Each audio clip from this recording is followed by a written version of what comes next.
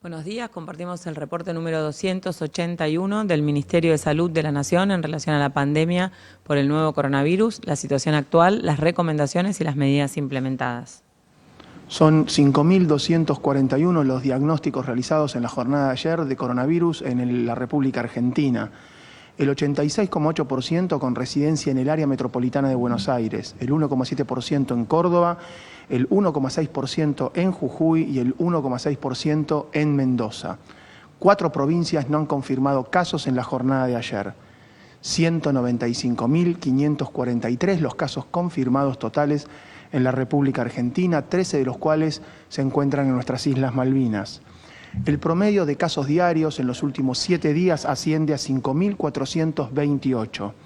Son 433 casos cada 100.000 habitantes los que componen la tasa de incidencia por coronavirus. 40 años la mediana de edad de los casos confirmados y el 7,2% son trabajadores de la salud. 3.612 personas fallecidas por coronavirus en nuestro país, con una tasa de letalidad del 1,8%. Tenemos una tasa de mortalidad específica por coronavirus de 79 personas por cada millón de habitantes en nuestro país y una mediana de edad de 75 años que se mantiene en el caso de los fallecidos y las fallecidas. El 0,6% de los casos que tenemos acumulados están relacionados a transmisión a partir de un viaje, el 28,3% por un contacto estrecho con un caso confirmado de coronavirus y el 54,9% por transmisión comunitaria. La transmisión comunitaria la seguimos observando en la Ciudad Autónoma de Buenos Aires, el área metropolitana de la provincia de Buenos Aires, las ciudades de Resistencia, Barranqueras, Fontana y Puerto Vilelas en el Chaco, la capital neuquina, Plotier y Centenario en la misma provincia, General Roca, Chipoleti y Bariloche en Río Negro. La transmisión comunitaria también se observa en la capital de la provincia de Mendoza, Guaymallén, Godoy Cruz, Luján de Cuyo y Maipú, Rosario y el Gran Rosario de Santa Fe, y se agregan 2 áreas de transmisión comunitaria, que son en Jujuy, Manuel Belgrano, Ledesma, El Carmen y San Pedro, y en la provincia de La Pampa, Santa Rosa, Catriló y Macachín. Las 24 provincias han confirmado casos, son 1.128 casos confirmados en terapia intensiva, los que están siendo atendidos en este momento en nuestro país, y el 83,1% de los casos COVID en terapia intensiva se encuentran entre los establecimientos de Ciudad Autónoma de Buenos Aires y la provincia de Buenos Aires. El porcentaje de ocupación de las camas de terapia intensiva por patología COVID y no COVID es de 55,1% a nivel nacional y están ocupadas es el 64,5% de las camas del área metropolitana Buenos Aires. Los recuperados, el buen dato, son 2.527 en la jornada de ayer y 89.026 en total, representando el 45,3% de los casos totales. Se han descartado casos de COVID en nuestro país, son 423.123 lo que se ha logrado a través de los test negativos de laboratorio y por no cumplir criterio epidemiológico. Con respecto a los test de laboratorio, las PCR, en nuestro país ya se han realizado 736.007. En el día de ayer, 13.057 fueron efectuadas y alcanzamos la cifra de 16.129 test por millón de habitantes. El porcentaje promedio de positividad en el total de testeos realizados en la Argentina hasta la fecha es del 31,7%. Recordamos, como siempre hacemos, que debido a la evaluación epidemiológica, la notificación que recibimos desde los distintos efectores clínicos, eso que agradecemos diariamente con respecto a la información que envían los trabajadores de la salud, se ha realizado una actualización de la definición de caso sospechoso y actualmente para la comunidad en general el hecho de tener 2 o más de los siguientes síntomas, como siempre decimos, fiebre por encima de 37,5, tos, dolor de garganta, dificultad para respirar, la alteración en el gusto, en el olfato, se han agregado otros síntomas que tienen que ser considerados dentro de esos 2 o más. Y son la cefalea y la presencia de vómitos y o diarrea. Con lo cual, si alguien tiene esa característica de síntomas, es bueno que consulte y al trabajador de salud, si alguien consulta actualmente por cefaleas y diarreas y o vómitos, también tomarlo en consideración con un presunto diagnóstico de coronavirus al evaluarlo en el contexto de los restantes síntomas. En relación a la situación epidemiológica internacional, la pandemia ha generado actualmente 17.396.000 casos a nivel mundial.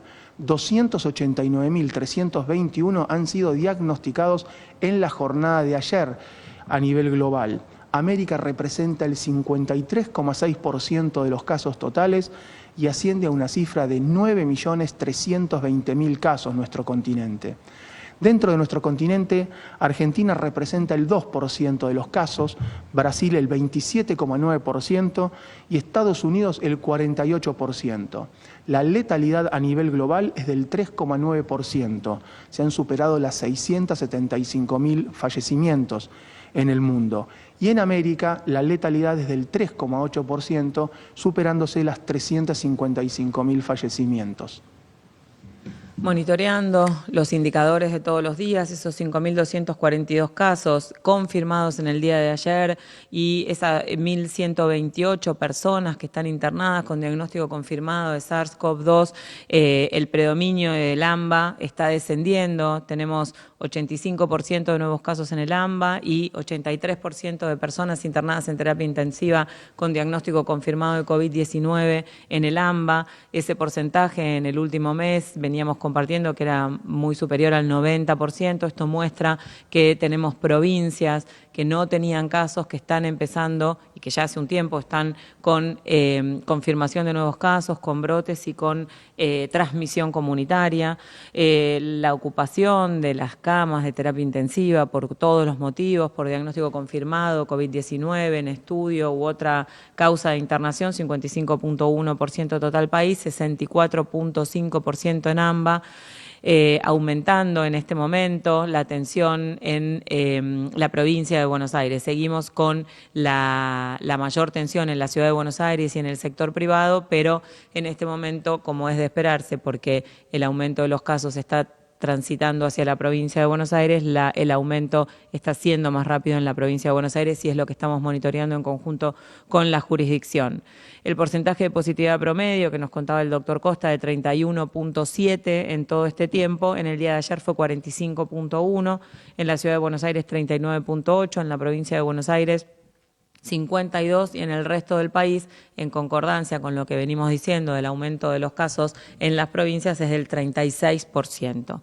En relación con las personas recuperadas, casi un poco más de 89.000 personas y ya superando el 45% de las personas que han cursado la enfermedad COVID-19 han sido dadas de alta, se han recuperado de esta enfermedad.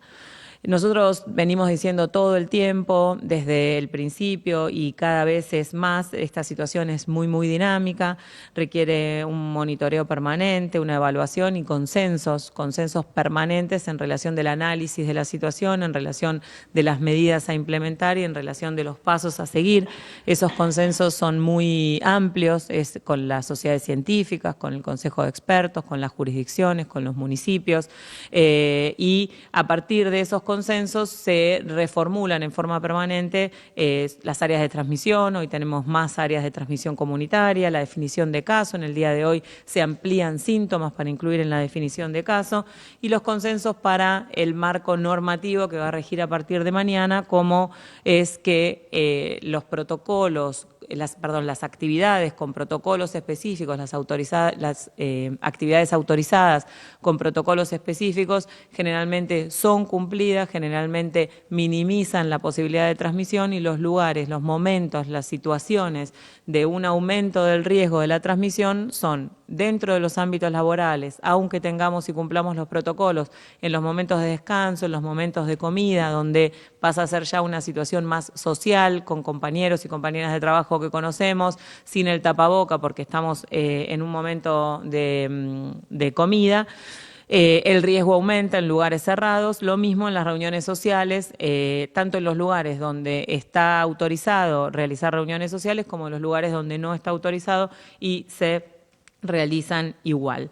En ese sentido, también en el marco normativo, algo que se viene evaluando es que las provincias que pasaron a DISPO, a este distanciamiento social preventivo y obligatorio, con un aumento progresivo de actividades, con protocolos, controles y monitoreos, en el momento en el que pasaron a esta normativa de DISPO, con el aumento de la circulación de las personas, cuando ingresa alguna persona al territorio provincial con diagnóstico confirmado, la progresión de los casos es muy importante, el aumento que se ve en todo el país y sobre todo en las provincias que han pasado de ASPO a DISPO es importante, y es por eso que en el DNU de mañana, en esta nueva normativa, por estos 15 días hasta el 16 de agosto, se van a suspender, a restringir las reuniones sociales en todo el territorio nacional, para que allí donde hay brotes se puedan controlar y para que allí donde no hay brotes y hay circulación por las diferentes actividades autorizadas,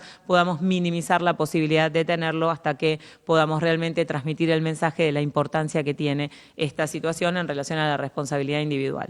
Y ese fue el último consenso enorme en relación a lo que significa el rol individual para el impacto colectivo de esta estrategia, en relación a que si alguno de nosotros o nosotras es un caso confirmado, debe seguir las recomendaciones médicas. Si somos contacto estrecho, 14 días de aislamiento. Si tenemos algún tipo de síntomas, que podemos incluirnos en la definición de caso, contacto inmediato al sistema de salud y evitar el contacto con otras personas. Y las medidas generales, que son las más simples de implementar y al mismo tiempo las más difíciles, porque en un contexto de cercanía lo que sucede es que instintivamente y naturalmente nos resulta muy difícil cumplirlas, pero las tenemos que tener más presentes que nunca, porque es lo que tenemos a mano más efectivo para minimizar la transmisión: lavarnos las manos, usar el tapaboca, airear los ambientes, limpiar las superficies y los objetos que usamos con frecuencia, toser o estornudar cubriéndonos la boca con el pliegue del codo, y tener esos 2 metros de distancia para poder tener la menor posibilidad de adquirir el virus y también de transmitirlo. Desde la Cámara de Centros de Rehabilitación van a compartir con nosotros el trabajo que se viene realizando en relación a la situación y a las acciones de las personas con discapacidad en el marco de la pandemia de COVID-19. Gracias, Marita. Gracias, doctora Guisotti. Buenos días. En Argentina viven 5 millones de personas con discapacidad.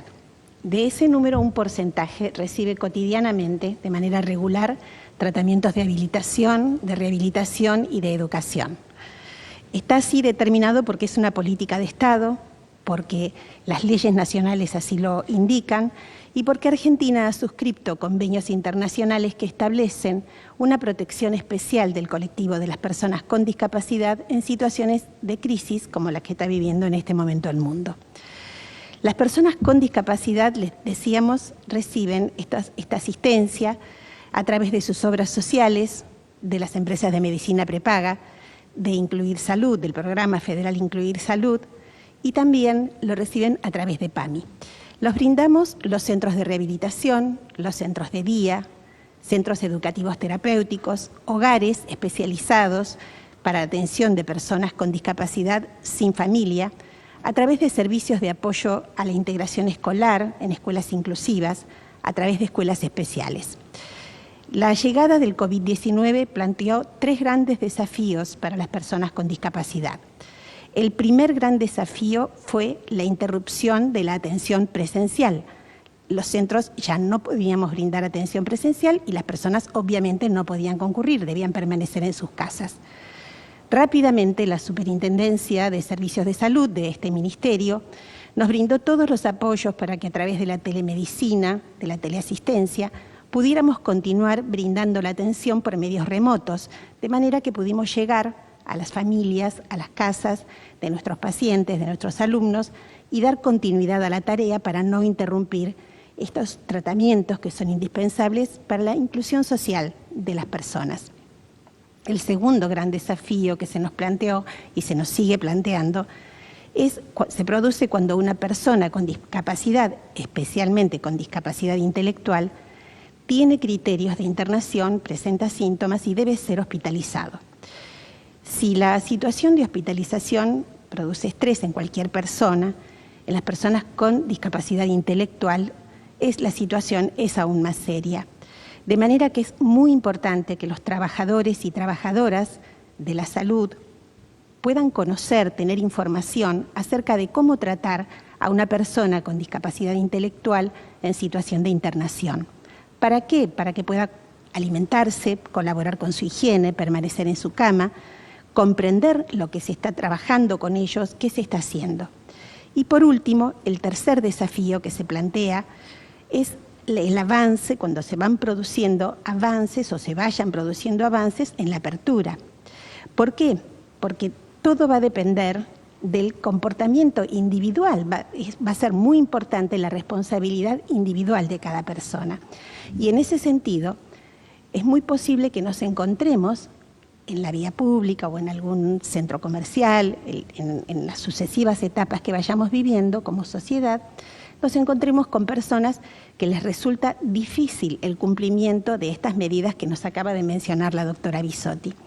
Y esto ocurre porque una persona con discapacidad intelectual tiene múltiples potencialidades y muchas posibilidades, pero para las habilidades sociales necesita apoyo. En tal sentido, queremos transmitirle 3 pautas mínimas para poder saber cómo tratar y cómo comunicarse con una persona con discapacidad intelectual. La primera, mirarla a los ojos. La segunda, hablarle de manera directa, clara, con frases cortas, sencillas. Y la tercera, recurrir a la propia corporalidad, brindar con el propio cuerpo un ejemplo.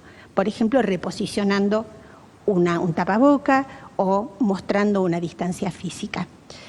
Tenemos varios lugares donde se puede obtener información para las familias, para los trabajadores y trabajadoras de la salud y para el común de la población.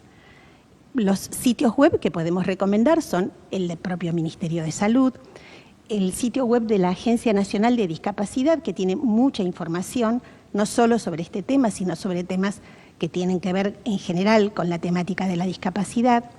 Nuestra Cámara, la CEMARID, Cámara de Centros de Rehabilitación de Discapacidad, y también, por último, de una organización no gubernamental que desde hace muchísimos años defiende los derechos de las personas con discapacidad y tiene muy buena información, y es la página del Foro Permanente de Discapacidad. Para terminar, tengamos en cuenta que discapacidad no es incapacidad. Muchas gracias. Muchas gracias. Es muy importante el rol del Estado, de las jurisdicciones, de todos los subsectores del sistema de salud para seguir trabajando y adaptando los cuidados y la inclusión de las personas con discapacidad en esta instancia. Y para esto, como decía Marita, no solamente es necesario valorar el rol de los trabajadores y las trabajadoras que prestan cuidado a las personas con discapacidad, sino empezar a entender el rol de la sociedad, del rol de cada uno, de cada una, y es tan simple como mirarlos a los ojos. Muchas gracias.